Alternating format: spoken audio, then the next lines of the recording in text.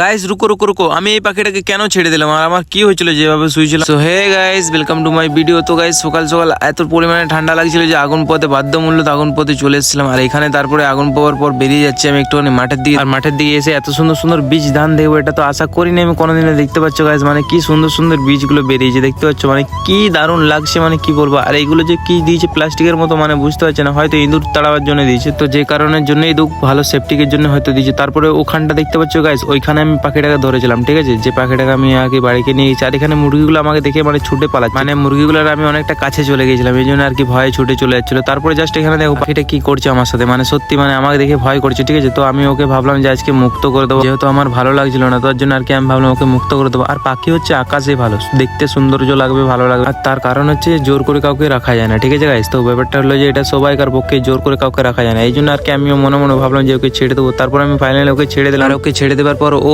এমন উড়ান দিল যে আমি ওকে দেখতেই পেলাম না। তারপর আমি দোকানে চলে এলাম, ঠিক আছে গাইস। আর দোকানটা পুরো ফাঁকা। আর ভাবছিলাম যে ভাইটা কোথায় গেছে, আর ভাইটা জল আনতে গিয়েছিল বলে আমি জানতাম না। তারপর আমাকে বললো দাদা মুড়ি খেতে ইচ্ছে, আমি বলি ঠিক আছে। তারপর কখন যে দুপুরে গেলো বুঝতে পারলাম না, এই জন্য আর কি দোকানটা ঝাঁটিয়ে নিতে হচ্ছে। তারপরে একটা কাস্টমার চলে এলো, আর এটা আমার চেনা জানা একটা ভাই ছিল। তারপর ওর চুলটা আমি কাটছিলাম, তো চুলটার ফিনিশিংটা অবশ্যই দেখাবো গাইস তোমাদের। আর চুলটা কেমন কাটা হয়েছে অবশ্যই কমেন্টে বলবে গাইস, ঠিক আছে। তো চুলটা প্রপারলি মিক্সিংটা তোমাদেরকে দেখাচ্ছি, দেখো তো গাইস, প্রপারলি ভাবে মিক্সিংটা তোমাদেরকে দেখালাম কেমন হয়েছে অবশ্যই বলবে। আর বিশেষ করে তোমরা বললে আমার একটুখানি ভালো লাগবে, ঠিক আছে গাইস। আর তারপরে এখানে ভাইটা একটু চুলটা সেটিং করে নিচ্ছে নিজে হাত দিয়ে। আর এইখানে দেখো গাইস, মানে এত পরিমাণে আমার শরীরটা খারাপ হয়ে যাবে এটা আমি কোনোদিনও আশা করিনি গাইস। তার কারণ হচ্ছে দেখো ভাইটা কাজ করছে আর আমি এখানে জাস্ট বসে বসে মাথায় হাত দিচ্ছিলাম। আর আমি বুঝতে পারিনি যে এত পরিমাণে শরীরটা আমার খারাপ হয়ে যাবে, বাট কিসের জন্য খারাপ হলো তাও বুঝতে পারিনি। আর এদিকে বাইরের নাজারাটা দেখো গাইস, মানে এত পরিমাণে কুয়াশা দিয়েছে, মানে কি বলবো। আর এখানে তো আমি প্রচন্ড পরিমাণে মানে টায়ার্ড হয়ে গেছি, তো এই জন্য আর কি চুপটি করে বসে এলাম। তো গাইস এরপর বাড়ি চলে যাবো, নেক্সট ব্লগে দেখা হবে, টাটা।